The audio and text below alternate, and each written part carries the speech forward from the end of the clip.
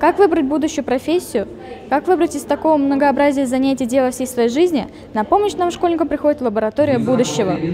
Мы в интерактивном парке России «Моя история». Здесь реализуется профориентационный проект для школьников «Билет в будущее». Ребята в интерактивном формате знакомятся с различными профессиями. В игре школьникам раскрывается более 400 профессий, которые будут востребованы в ближайшее время. Действительно, квест помогает выбрать профессию?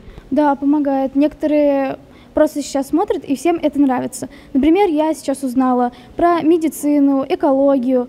Для того, чтобы пройти квест, участники сначала смотрят видеоролик, где их просят о помощи, а потом идут выполнять задания.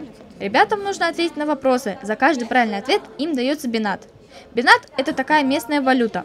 Чем больше знаний и умений у тебя, тем больше заработает ваша команда. Все как во взрослой жизни. Какие новые профессии ты узнала по ходу квеста?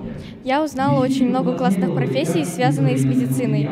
Например, есть фармацевт, всякие научные, разные экологические профессии. Они очень интересные, и можно их более глубоко изучить на этом мероприятии.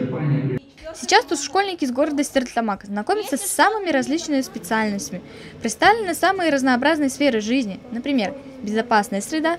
К ней относятся такие профессии, как МЧС, пожарный, полиция и охрана. Или же комфортная среда. В этой сфере уже другие профессии – строители, архитекторы, водители автобусов и не только.